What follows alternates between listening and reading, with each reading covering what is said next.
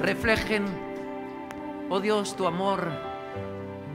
Reflejen, Señor, tu misericordia y tu perdón. Te agradecemos, Señor, por tanta bendición como recibimos. Muchas gracias por la familia. Muchas gracias, oh Dios, por nuestros padres, los hijos que nos has dado. Gracias, Señor, por esta familia Bethesda. Muchas gracias, infinitas gracias por el honor, oh Dios, de formar parte de tu iglesia en mayúsculas en toda la faz de la tierra. Por ser uno de tus hijos, Señor. Oh Dios, uno de esos rescatados por misericordia. En el nombre de Jesús. Amén, gloria a Dios. Voy a intentar quitarme la mascarilla en las medidas de lo posible, porque creo que está entrecogida con el micrófono.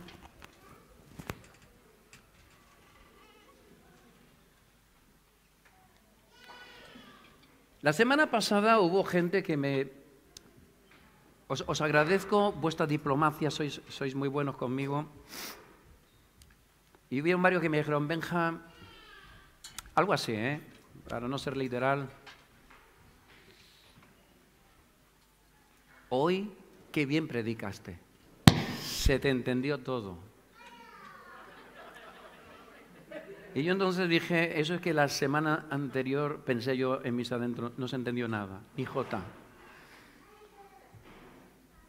Y esto me recuerda años anteriores, cuando yo iba de chándal, acostumbraba a ir con chándal.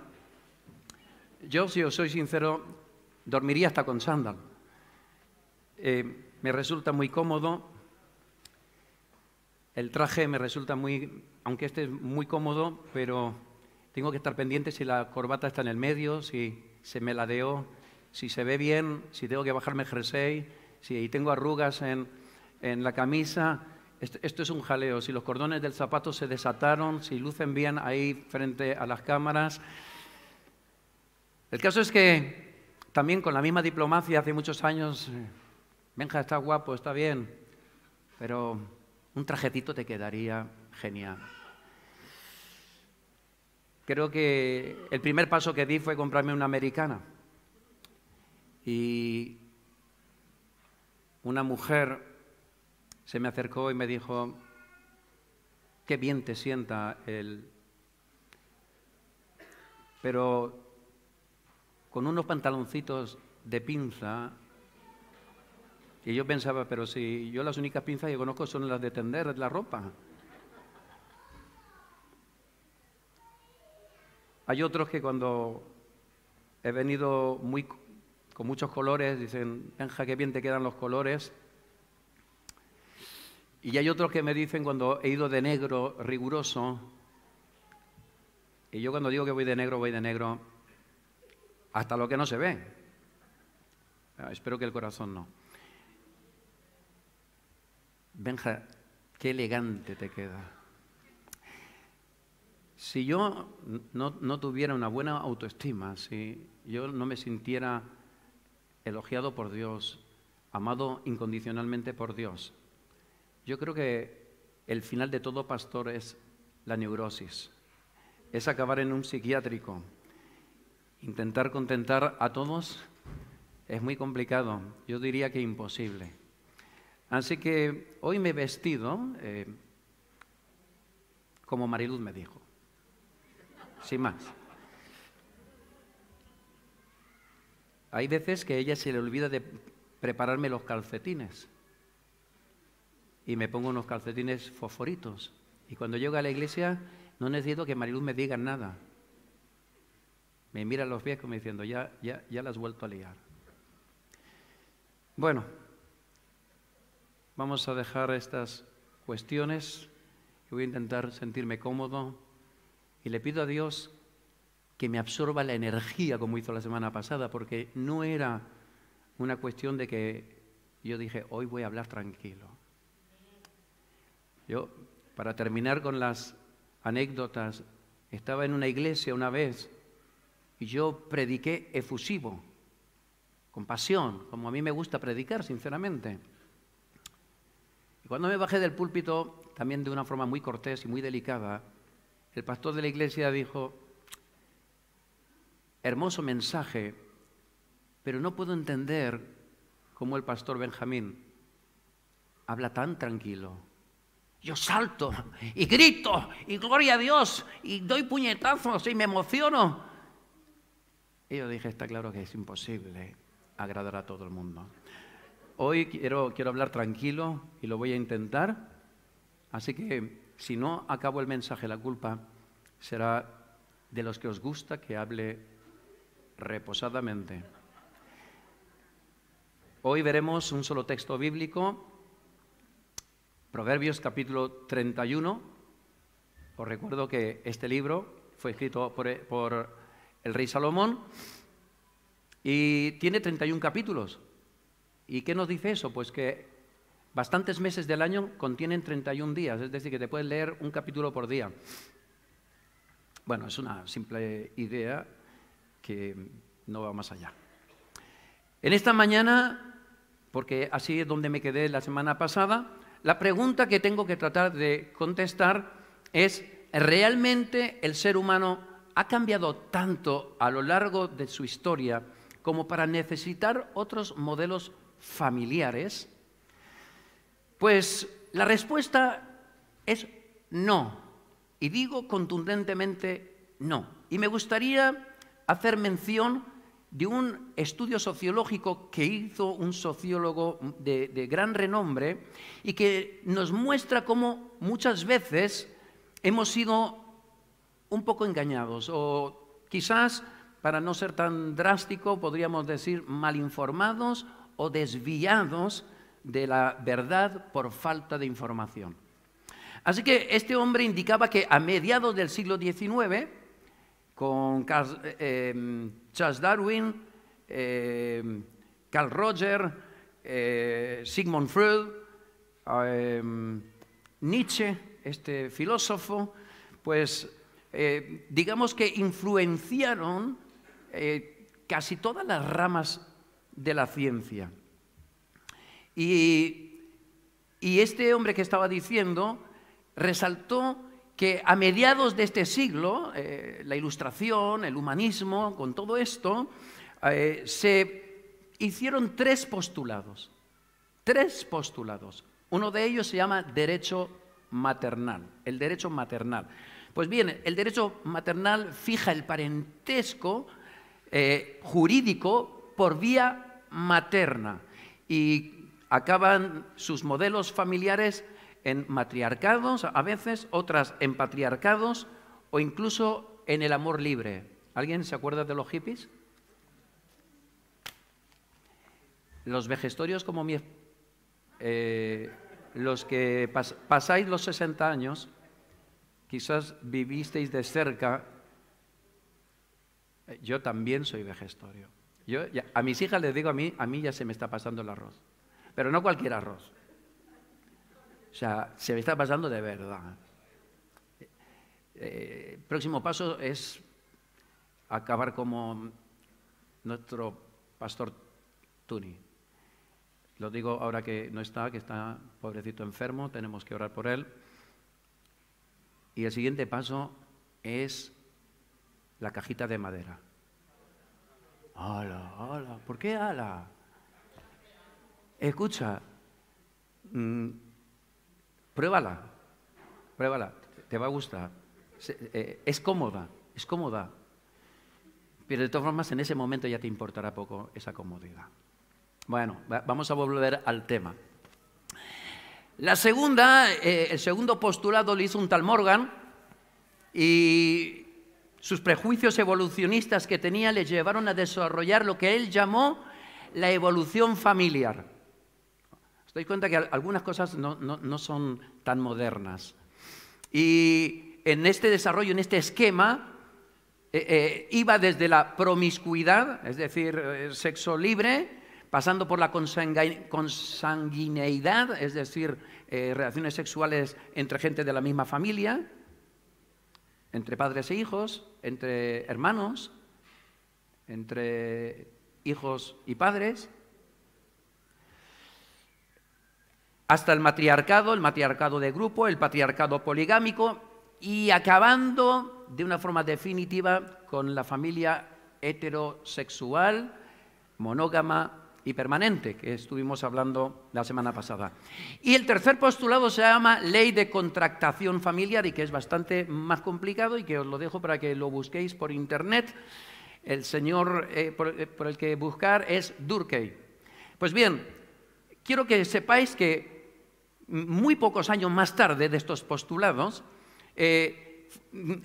estas tres exposiciones sobre la familia quedaron arrasadas, quedaron retiradas del panorama lógico por la ideología que presentaba en sí misma, ¿vale?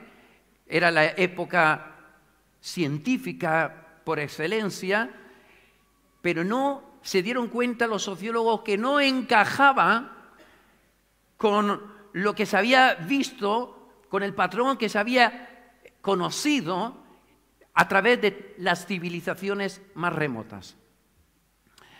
Así que se encontraron culturas y pueblos como los beguinos, o beginos, no sé cómo se dice bien, pigmeos, los bosquímanos, y todos coincidían en la elección de la familia monógama, donde rechazaban el adulterio. ¿Sabes que en las tribus más salvajes la mujer del jefe de la tribu no se acuesta con fulanito, un miembro que acaba de inscribirse en la tribu? Es decir, que rechazaban los pigmeos, todas estas culturas tan antiguas, rechazaban el adulterio, el sexo libre, y donde además los papás se cuidaban a sí mismos, cuidaban de sus hijos, les enseñaban las cosas que necesitaban conocer, y esta era la fuente principal de la formación familiar de estas tribus. Hay también una cuestión muy interesante en el libro de Eclesiastés. ¿Sabéis lo que habla Eclesiastés? ¿Lo habéis leído alguna vez? Es un libro de sabiduría muy, muy interesante. Eclesiastés hace un análisis. El rey Salomón lo tenía todo, todo. Fue el rey quizás con mayor poderío militar y capacidad o con mayores graneros, digamos, de toda clase de riquezas. Y este hombre lo que se dedica, o se dedicó en un tiempo para escribir el libro de Eclesiastés, fue ver cómo vivía el ser humano. ¿Y cuál es la frase más común de Eclesiastés? Seguro que la sabéis la mayoría. Todo, vanidad de vanidades, todo es vanidad. Es decir, ¿para qué vivir? Si al final todos vamos a la cajita de madera. Y otra frase que utiliza el libro de Eclesiastés es: no hay nuevo bajo el sol. Todos somos conscientes de que las modas cambian, ¿cierto? Yo me acuerdo cuando se estilaban los pantalones de patas de elefante. Así se llamaba cuando yo era jovencito, casi un chiquillo, ¿vale? Unos pantalones acampanados que costaba ver el zapato. Eso en los hombres, bueno, creo que las mujeres también. Después, los pantalones estrechitos. Después, apretaditos. Cambia, pasa el tiempo y de repente perdemos el uso del cinturón y los pantalones empiezan a bajar. Y es moda. Y de repente, nuestras madres que tanto habían cosido, ahora nuestros hijos se cortan los pantalones porque es la moda. Ah, y que no les bajan los comerciantes ni el precio por faltarles tejido. O sea, y sabes que las cosas van a cambiar, ¿eh? Esos dos pantalones rotitos, eso se acabará. Yo no sé si lo voy a vivir o qué. Y los pantalones acampanaditos, a lo mejor no tanto como en los años 60, pero se estilarán los pantalones grandecitos y las estrecheces que hacen notar todas las protuberancias íntimas. La cuestión que yo quiero resaltar del libro de Eclesiastés es que todo cumple un sistema cíclico, como el del agua, que bien nos explicaba nuestro hijo y hermano Israel. Y la Biblia, no solamente Eclesiastés, toda la Biblia nos acaba diciendo que el hombre ha sido siempre el mismo, que siempre va a actuar de la misma forma torcida, a menos que exista la acción sobrenatural de Dios sobre nosotros. Eso nos enseña la Biblia. Es decir, que te guste el sexo, esto no es nuevo. Esto ya le pasaba a Adán, y cuando vio a la mujer dijo, wow, lo que has hecho. Qué buena estás. Varones, ¿cuánto tiempo hace que no le decís eso a tu mujer? Eso hay que decírselo cada 2 por 3, 6, como diría Antonio.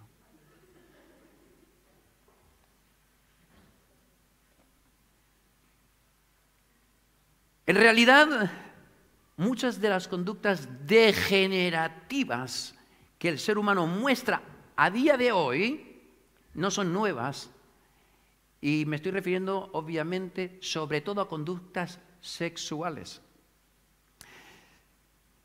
Son tan antiguas que tenemos registros históricos y arqueológicos de civilizaciones como el antiguo Egipto, los aztecas o los mayas. De manera que lo que hoy nos puede parecer auténticos disparates o atrocidades ya se practicaban hace miles de años. Estas desviaciones actuales no se acaban de inventar.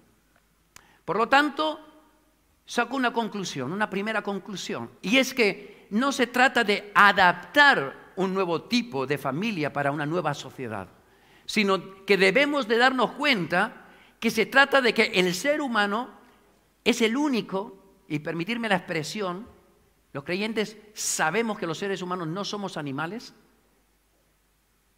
y que no tenemos nada que ver con el mono, ni con el orangután, ni con el chimpancé, ni con la mona chita. Absolutamente nada que ver. Pero permitidme la expresión para lo que quiero decir. Somos animales que tropiezan 2 veces, los únicos animalitos que tropiezan 2 veces en la misma piedra. Y permitirme decir que algunos tropiezan 3, tropiezan 4, y algunos son expertos en el tropiezo. Y lo que quiero que tengamos claro es que Dios no ha cambiado su modelo familiar, que lo mantiene, que sigue siendo el modelo familiar. La sociedad sigue necesitando el mismo modelo familiar por una cuestión, porque sigue teniendo las mismas necesidades básicas y las mismas carencias. Así que, ¿el ser humano ha cambiado tanto en el tiempo? La respuesta es no. Y nos vamos a adentrar en la segunda pregunta de esta mañana. ¿Es la familia un constructo, vaya palabreja, en castellano más coloquial, ¿es la familia una construcción, algo que se han inventado, que de repente una mujer dijo, tú para mí para siempre? Y dijo, uy, esto funciona. Y entonces los hijos repitieron y los nietos repitieron y dijeron, wow, esto es lo que tiene que ser. ¿Es un constructo?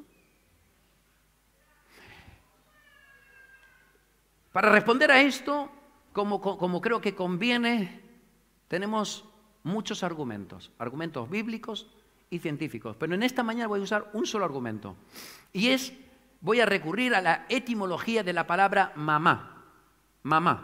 Y algo muy interesante es que en el antiguo griego, la palabra mamá suena, disculpadme, yo no soy griego, ni sé griego, así que voy a decir muchas palabrejas en distintos idiomas. pero yo el único que sé y medio mal es el castellano. En el antiguo griego sonaba mamá, en la lengua celta es mam, en albanés meme, en ruso, ucraniano, y esto por las aportaciones de nuestros hermanos de la Iglesia, en búlgaro y en polaco es algo así como mama o mama. ¿Es así? Más o menos, mama. En lituano es moma. En antiguo iquita, muoma llama. En el sánscrito la raíz es mama. En francés, mamó. En inglés, mam. En italiano, mamma mía. Digo, mamma. En portugués me acaban de decir que es mamai o momai, algo así. Mamai. ¿Qué es lo que nos da la impresión a todas luces? Pues que todas las lenguas panindoeuropeas, es decir, los territorios de las regiones europeas, de la península de Anatolia, del Medio Oriente, de Asia Meridional, tienen una sonoridad muy, pero que muy parecida. ¿Será eso casual? Pero no solamente esto. Hay lenguas que no tienen nada que ver con esta región, como es el euskera. Querida Miren, dime si lo digo bien. En euskera se dice macho o ama, y yo me quedaría con la segunda versión. Amá. Yo es que le pongo ahí chicha. Amá. Bueno, que vamos a ver, se les olvidó la M. Bueno, y hay variantes idiomáticas africanas, como por ejemplo el zuluafricán o el suajili, que se llama mamá. Mi hija quería que os dijera cómo se va a llamar hasta ahora yo lo llamaba Pollito, el niño de sus entrañas. Y ya no podré llamarle más Pollito, porque ya tiene nombre. Y a mí particularmente me gustaban las H's, entonces a Ainhoa le pusimos H detrás de la N, no entre la O y la A, detrás de la N, como parece ser que es lo correcto allí en Euskadi, en el País Vasco. Y a Esther dije, pues, ¿dónde le metemos la H? Delante queda fea. Detrás de la T. Bueno, pues a nuestros hijos, Yuri y Esther, les ha gustado las M's y lo van a llamar Immanuel. Se llamará Immanuel. Esa es la versión hebrea que dice con nosotros Dios. Él es el fonema que se refiere a Dios. Esto lo podría decir y explicar mucho mejor nuestra hermana Joana, que está estudiando estos idiomas. Bueno, era una broma, espero que acabará llamándose Jair Emanuel, era...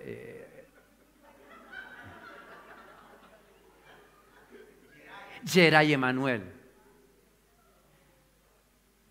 Escucha, hay gusto para todos los tipos, en serio.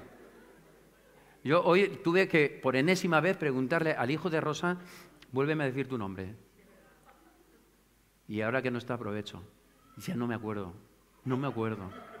¿Le puso unos nombres esta Rosita? Yo creo que, no sé cómo tuvo tantos hijos, porque solo que para inventarlos ya te tenías que tirar tu tiempo. Bueno, volviendo otra vez a lo que nos ocupa. ¿Qué podemos afirmar sin equivocarnos?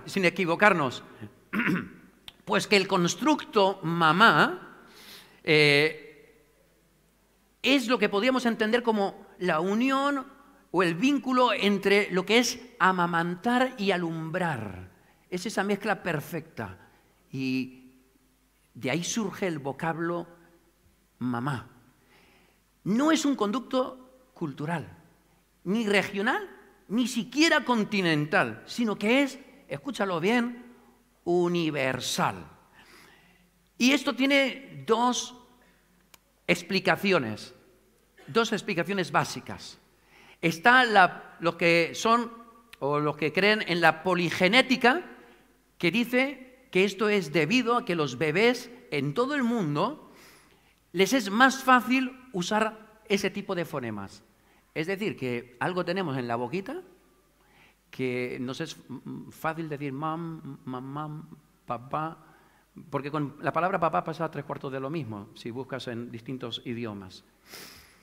Y están los monogenéticos o la monogenética, que dice que es debido a que hubo un idioma en común en un tiempo y que ellos llaman el protosapiens.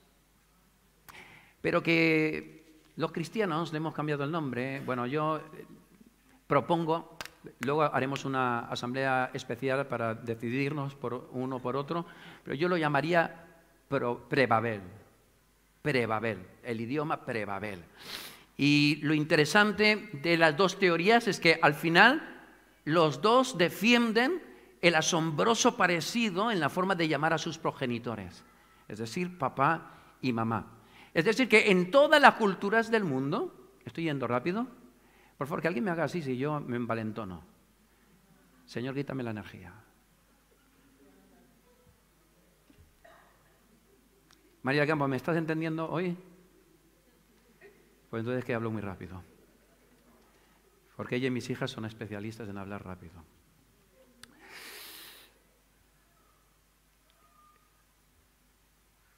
No solamente esto ha ocurrido actualmente, sino a lo largo de toda la historia. Y esto nos debería de llevar a una conclusión con respecto ahora a la familia.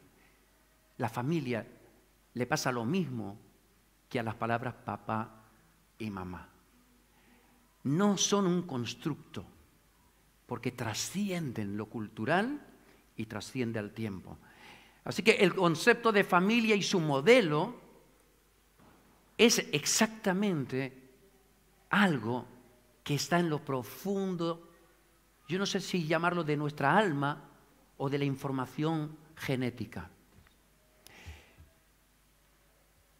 En todas las culturas del mundo y en todas las épocas. Y te voy a poner unos ejemplos. Los Ilú, no sé si es porque eran los iluminados, pero se llaman los Ilú de las tribus más remotas en Papúa, Nueva Guinea, o los Korowai, que todos conocemos como los caníbales. Luego, si me da tiempo, explicaré por qué lo de caníbales, pobrecicos, porque no eran tan caníbales como decían. Pero ellos ya tenían un modelo de familia que era, sorprendentemente, heterosexual y monógamo. ¡Qué tremendo! ¿Sabes de cuándo se data? Los Korowai se conocieron en 1974 y según los estudios dicen que esta civilización se ha mantenido durante 40.000 años. Eso dicen. Lo que no cabe duda es que es una civilización muy longeva, que ha durado mucho tiempo. Y yo sé que a muchos nos han hecho creer desde el colegio que la promiscuidad sexual, que antiguamente se emparejaban hasta con los animales, con los árboles, todo lo que pillaban, pues es mentira. Es mentira. Esto es algo que tenemos y que podemos investigar. Mira, los mapuches de Chile, los incas, los aztecas, que se pensaba que eran no, ha resultado que ellos también eran civilizaciones que habían apostado por la familia heterosexual y monógama.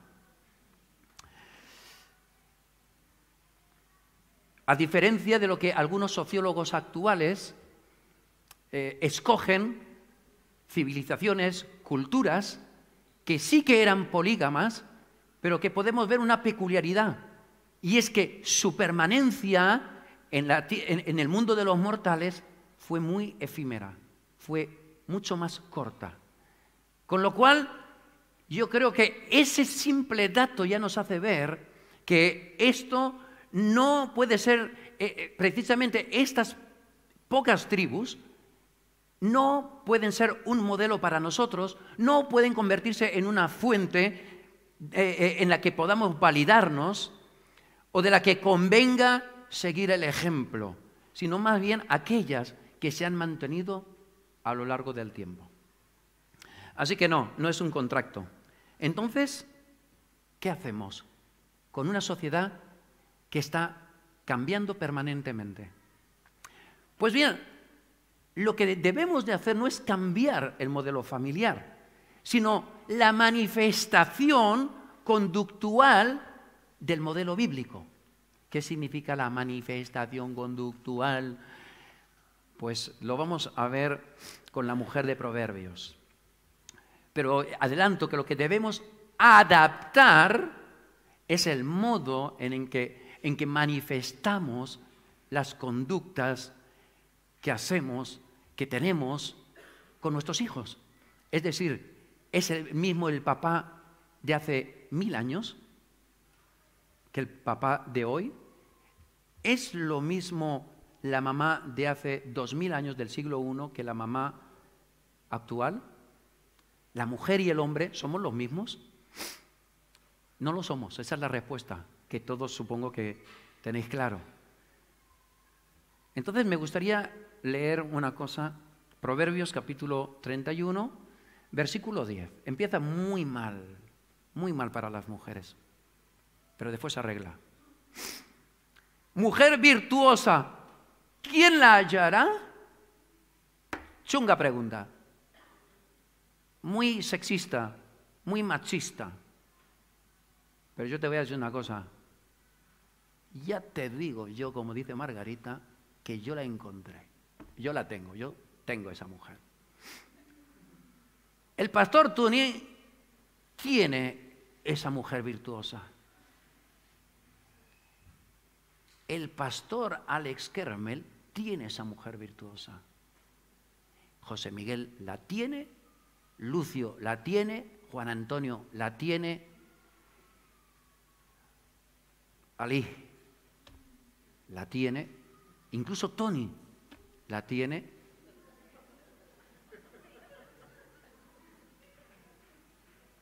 Nuestro hermano José la tiene,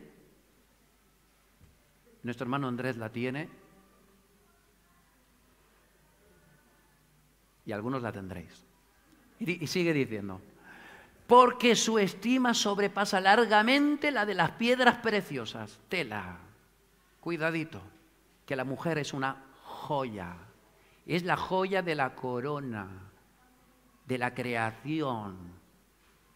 Dios hizo un pedazo de carne maltrecho, se llamó Adán, y dijo, de este pedazo de carne voy a hacer un monumento.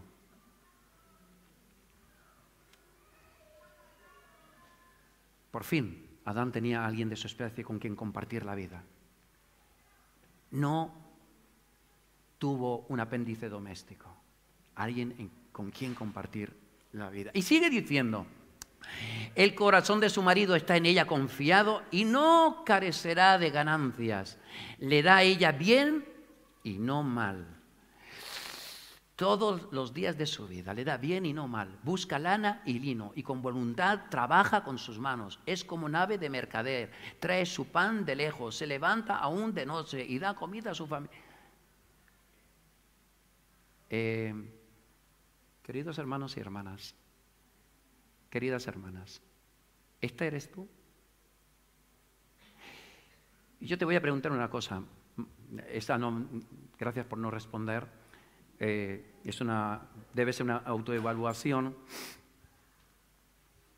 A los varones ya nos tocará el mes que viene.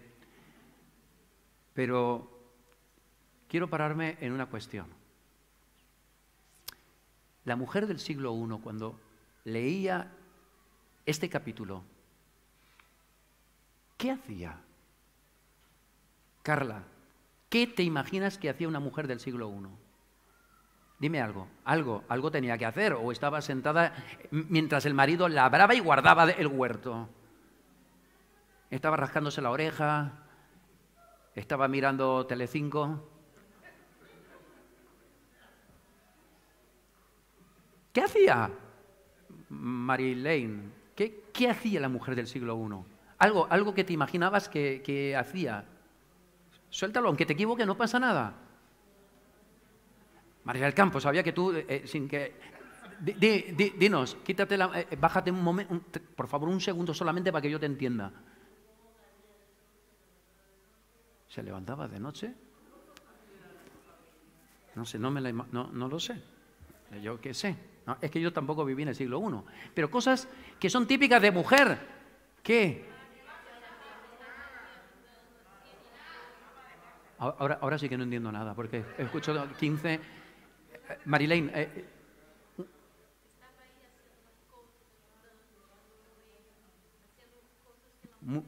perfecto, Marilene. Lo que acaba de decir Marilene, para los que no la escuchabais, pues de una voz bajita, es que cosía, planchaba, lavaba y le hacía de comer a los hijos y al marido.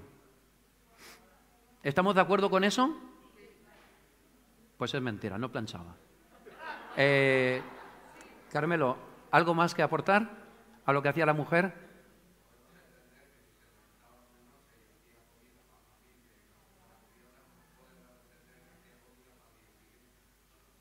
Hacía comida para el día siguiente, sí, se podría entender.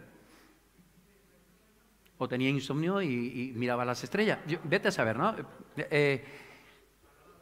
Y yo te voy a preguntar, ¿era la mujer del siglo I sus quehaceres y sus competencias como las del siglo XXI? ¿Qué hace la mujer hoy en día? Gestiona el WhatsApp. Y lo gestionan como nadie. WhatsApp.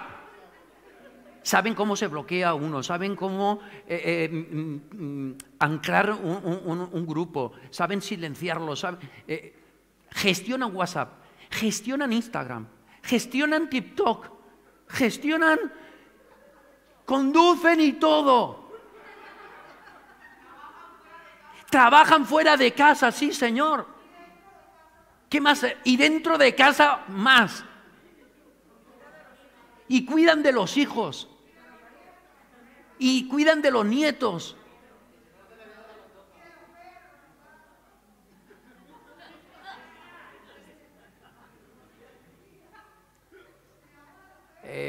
Vamos a dejar los perros y los gatos.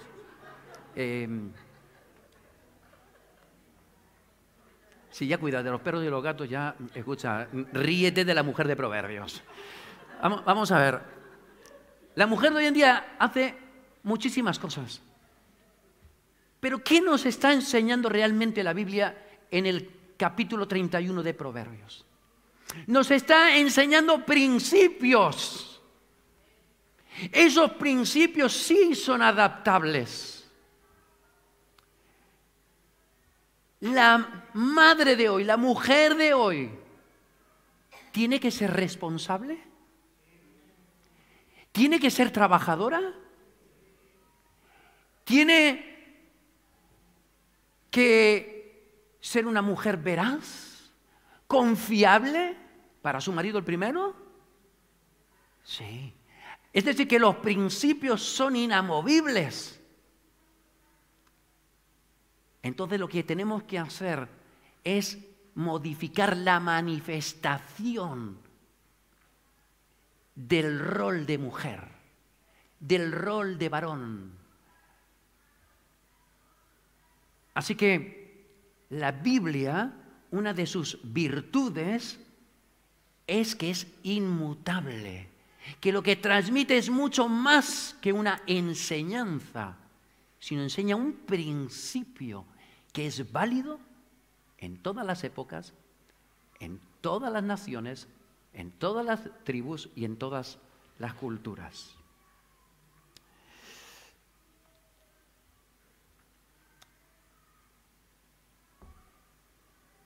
¿Y los hijos? ¿Qué tienen que hacer los hijos? Es decir, que los papás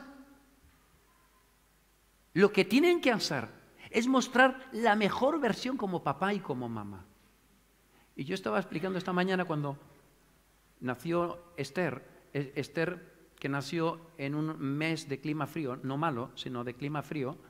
Aclaro porque antes dije malo y eso es lo que tiene de bueno predicar dos veces, es que puedes corregir al siguiente, a la segunda vez. y enseguida pilló el COVID. No, esto no es de risa.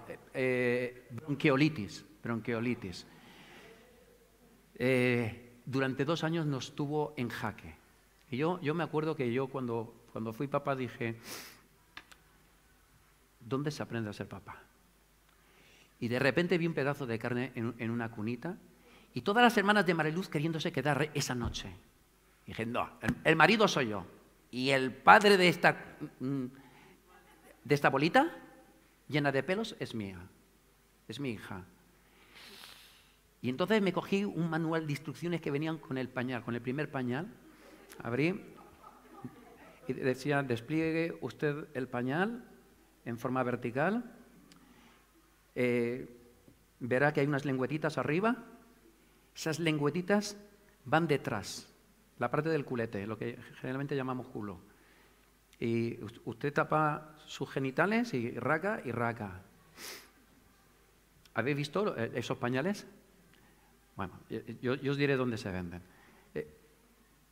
Aprendes. ¿Cómo bañar a una cosa tan pequeñita? Aprendes. Yo dije, yo no sé, no lo he hecho nunca, pero esta va a ser mi primera. Y había algo en mis genes, o a lo mejor transmitido de mis papás, que por supuesto van genes, que me decía, ahora eres papá, tío, compórtate como un buen padre. Y no lo conseguí. Pero en aquellos tiempos, en el tiempo de cuidarlos, es cierto, y Mariluz podía corroborarlo, me parecían tan tiernos, era algo tan hermoso tener a estos bebés. Y me acuerdo que Esther con la bronquiolitis, la enfermera me enseñó, mire, cójala usted así, no tenga miedo, golpéele con la mano hueca. Menos mal que me dijo que con la mano hueca, porque si no le voy a sacar los pulmones por la boca. Y le da así un poquito, después la cambia, la pone. A la media hora yo tenía la chiquilla que la cogía con una mano. Me cabía, es que era como una rata así un poco más grande, no sé si más peluda, pero la manejaba de bien. Pero cuando ella entraba en crisis de asfixia por la bronquiolitis, mira, ya le podía dar palmaditas para arriba, para abajo, levantarla, acunarla, le cantaba, escucha, Esther, Israel, el Señor es nuestro Dios, miles de veces, pero no se callaba ni por nada. Y entonces tenía mi último recurso. Mariluz, tómala. Cuando Mariluz la cogía, esto lo creo, yo no soy científico ni muy listo tampoco, la verdad. Mariluz es lo que te ha tocado. Y yo creo que el bebé huele el pecho maternal o la leche. ¿Y sabes qué? Yo decía, pero qué vaina, como dicen algunos sudamericanos, tiene esto. ¿Por qué yo no puedo tener pechos y poder amamantar a... Hay un vínculo especial entre el hijo y la madre. Un vínculo que empieza en el día de la concepción y que nunca acabará hasta la muerte de uno de los dos. Nunca. Queridos papás, ¿qué tenemos que hacer ahí? Nos tenemos que ganar ese vínculo. Nos lo tenemos. Tenemos que ir deprisa. Tenéis 4 meses ahora. Benditas leyes. De las pocas buenas que creo que tenemos, de las actuales, 4 meses de paternidad, que no son para que te dediques a mejorar en los videojuegos, son para que te dediques a tu hijo o a tu hija, que alivies la carga de tu esposa. Yo me acuerdo que la nena abría el pico en la cuna y con la ansiedad de que tenía, como dijo, bronquiolitis. Estábamos con un ojo cerrado, uno abierto.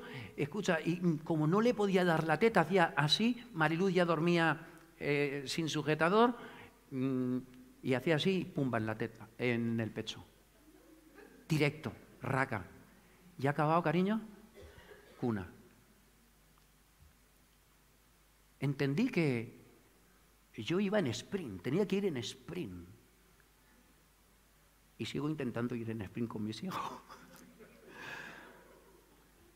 Porque aquí además no paran ni callan. Ha seguido igual la cosa. ¿Qué tienen que hacer los hijos? Acabo de hablar de los padres. Los hijos, ellos van a tener que poder desarrollar también la mejor versión de sí mismos. Individualmente, donde van a descubrir habilidades, capacidades, límites. Escucha, qué hermoso cuando el niño aprende a poner límites propios. Pero ¿sabes cuándo un niño aprende a poner límites propios? Cuando papá y mamá han sabido ponerle límites primero. Y cuando el niño se pone un límite, mi nieto Abraham, que es más listo que el hambre, este va para ingeniero baterista. Cuando sabe que ha hecho algo mal, él mismo hace así.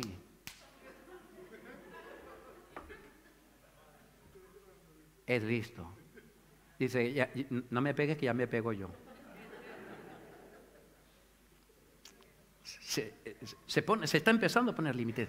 Eso es un atisbo, una evidencia de una temprana madurez.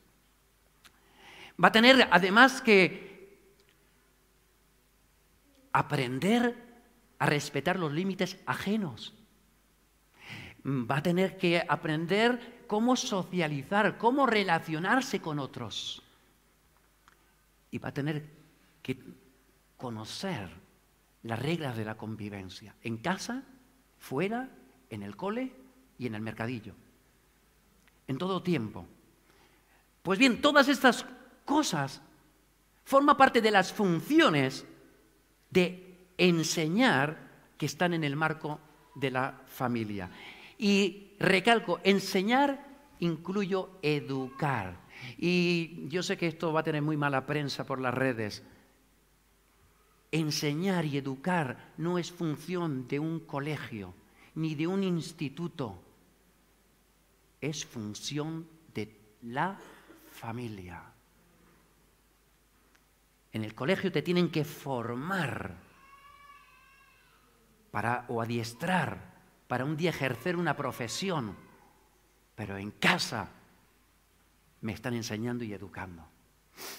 Bienvenido homeschooling. Por ejemplo, en cuanto a la adaptación de lo que podríamos llamar principios.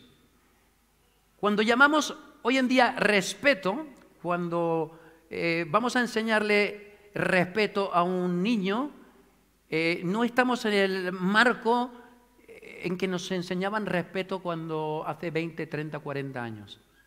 Yo me acuerdo que cuando yo era pequeño y entraba en un lugar cubierto, era de mala educación seguir con la gorrita o el gorro o lo que llevaras encima. Otra regla que mi papá me enseñó muy pronto, cuando subimos a un autobús, mi papá era conductor de autobuses, así que yo subí muchas veces a autobuses. Cuando entraba una persona que yo consideraba mayor, y yo con 6 años,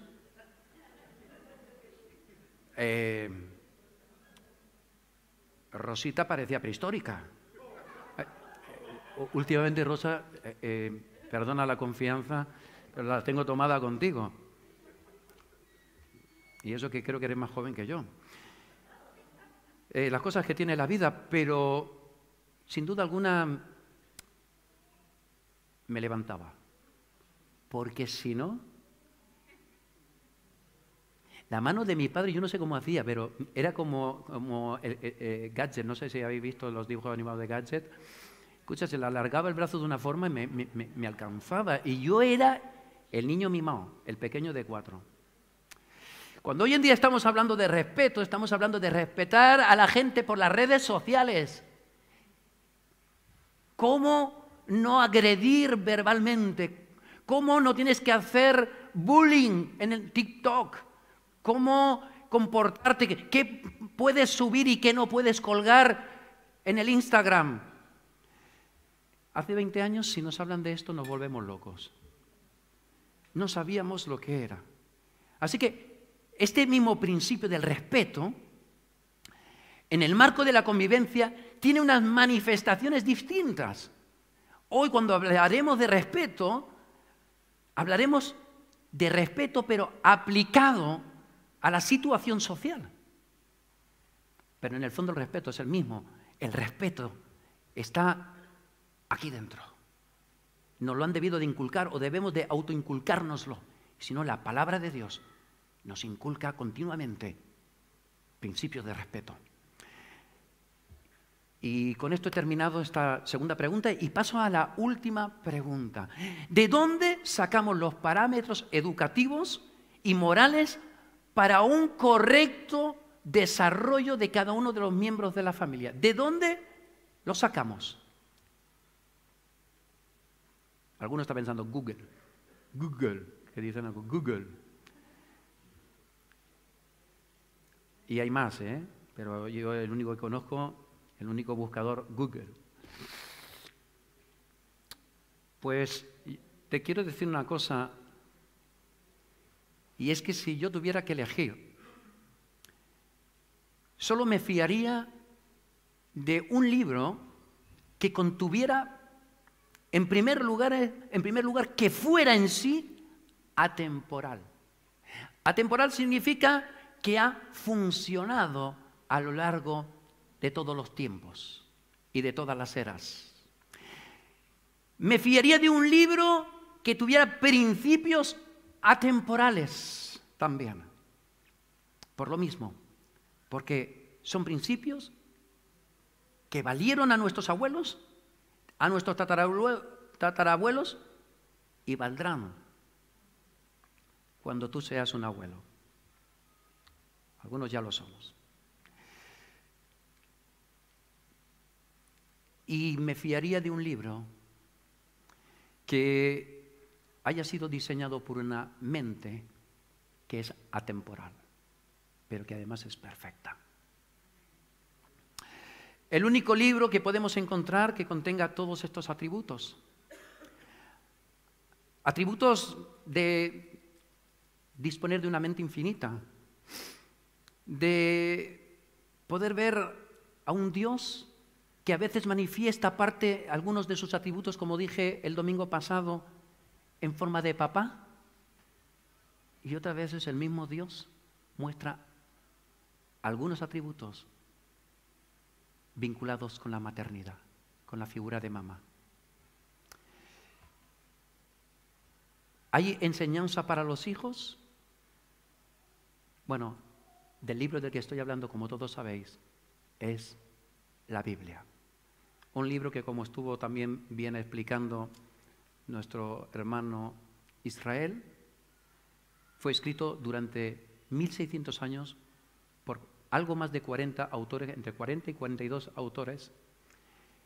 La escribieron personas de todo tipo de estrato social, desde reyes, sacerdotes, profetas, poetas, hubieron agricultores, campesinos y pescadores. Y todos ellos, o la mayor parte de ellos, no fueron contemporáneos. Es decir, no se conocieron, pero todos los 66 libros siguen un hilo conductor en la persona y obra de Jesucristo. Eso es milagroso.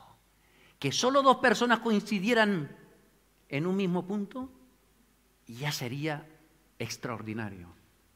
Pero que todos converjan durante 1600 años en la misma persona es asombroso.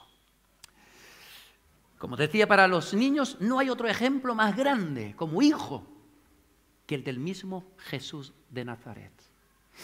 Si tú quieres saber cómo comportarte como hijo, aprende de Jesús. Así que quiero ir terminando teniendo claro lo que de una familia se debe de esperar. La familia debe de suministrar y enseñar formas adecuadas y adaptadas al tiempo en que vivimos. ¿Y qué 4 cosas? Hay 4 cosas que quiero realzar o subrayar que debe suministrar y que solo puede suministrar la familia. Número 1, el afecto paterno y materno. Porque como dije en el primer domingo de este año, se esperan diferentes cosas de un hombre que de una mujer, porque somos eminentemente diferentes. El cerebro, nuestros órganos y cada una de nuestras células. Si las células llevaran con tinta china escritas la nomenclatura, los hombres estaríamos llenos de XY, XY, XY, XY. Las mujeres, totalmente pornográficas. XXXXXXXXX, X desde la coronilla hasta los pies.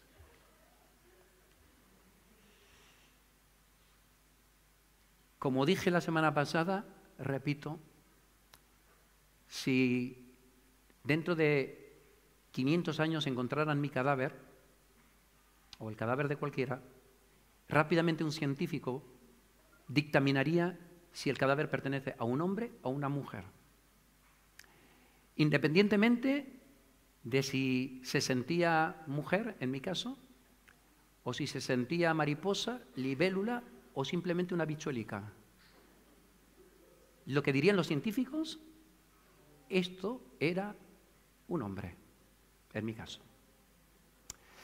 Así que, número 1, ¿qué necesita aportar? ¿Qué debe de suministrar la familia? ¿Me lo podéis decir vosotros? ¿Os habéis quedado con la copla? Afecto de mamá y de papá.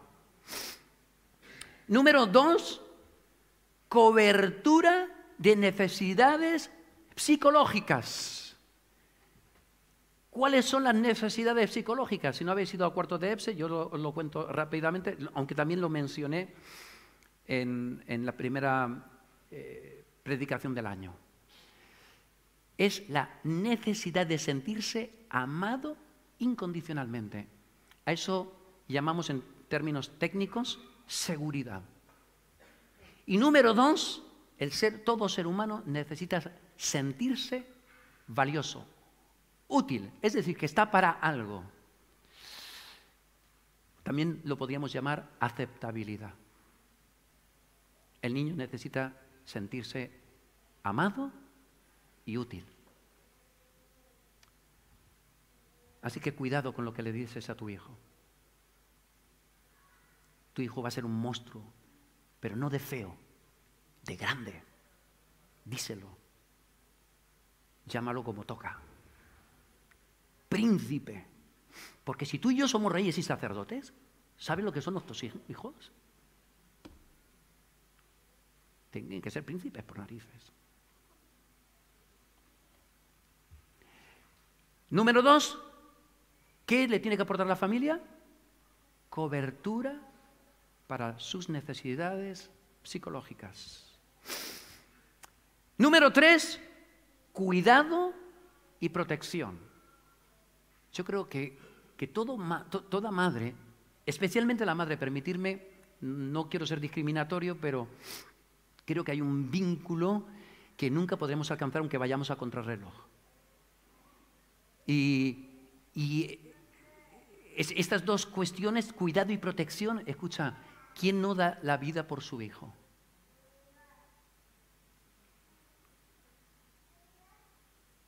Pues cuando tú eras un pecador, Jesucristo dio su vida por ti. Ahora somos hijos, pero antes no lo éramos. Tremenda historia, pero quiero volver al redil de lo que quiero compartir. Enseñanza, cuidado y protección. El papá debe de aportar cuidado y protección. Y esto lo podríamos traducir hoy. ¿Es lo mismo el papá del siglo I que el papá del siglo XXI? No.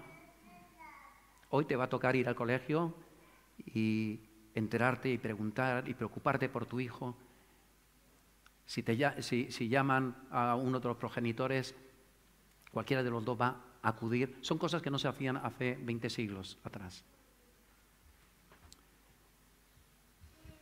Y número 4, enseñanza, educación. Ya sabes que educación lo estoy metiendo en enseñanza y guianza. Y esto implica límites, queridos papás. A nuestros hijos les tenemos que poner límites también, para que ellos aprendan después a ponerse límites propios. Así que, resumiendo, ¿qué 4 cosas tiene que aportar el seno familiar? Número 1, ¿alguien se acuerda? Afecto de papá y de mamá. Número 2, proveer a sus necesidades psicológicas, amor y aceptación. Número 3, cuidado y protección. Y número 4, enseñanza, no en el cole, enseñanza. Enséñale los colorcitos antes de que lleguen al cole. Enséñale a contar, enséñale a leer. No se lo dejes todo al colegio, que un día te arrepentirás. Borren eso, por favor. Y número 4, enseñanza y guianza. Todo esto son cosas que debe de suministrar la familia. ¿Y sabes cuándo aparecen problemas emocionales? Traumatismos. Cuando existen alrededor nuestro, llámese colegio, llámese opiniones diversas, cuando hay agentes que buscan deliberadamente romper los vínculos familiares, cuando se consigue esto, y lo están intentando con nuestros niños, porque son esponjas, generaremos hombres y mujeres con carencias afectivas, con carencias psicológicas, con carencias de cuidados, con carencias de protección, de guía y de seguridad. ¿Y sabes todo esto en qué desemboca? En medicamentos, en terapias. Y te voy a decir una cosa. Hay mucha gente que le encanta esta historia, porque ganan dinero. Y de verdad, discúlpenme todos los psicólogos, psiquiatras, porque es una profesión muy loable, tan loable como cualquier otra. No me estoy refiriendo a ellos. Pero quizás muchos terapeutas, muchos docentes están tratando de dañar el diseño de familia que Dios, no los hombres, no las culturas, ha establecido. Muchas gracias por aguantarme todo este rato. Dios os bendiga. Y a finales del mes que viene, muchas gracias, muchas gracias. Un fuerte aplauso para el Señor. Se lo damos al Señor.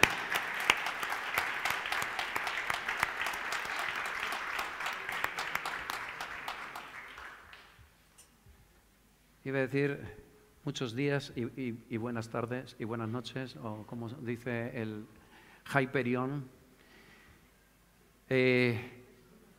Seguiré con la enseñanza a finales de febrero de cuál es el rol del varón y de la mujer, o del hombre y de la mujer con compromiso, ya sea que estén en el periodo de noviazgo o ya una vez casados. Así que esas serán mis próximas charlas, que se tendrán a finales del mes de febrero. Que Dios les bendiga mucho. Muchas gracias por escucharme. Espero no haberles ofendido, no fue mi intención, pero la Biblia dice lo que dice y no la podemos callar. Y aquí, ahora y siempre, queremos ser voceros de las enseñanzas de la Biblia. Que Dios les bendiga, cuídense mucho, de verdad, cuídense mucho, vivan vidas saludables, hagan deporte, tomen el sol, tomen vitaminas, salgan fuera Y los que le dejen, abrácelos. Abrácelos. Como decía escuché el otro día a una mujer diciendo,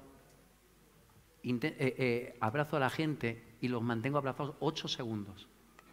Y decía ella, hagan la prueba. A partir de los 3, ya la persona,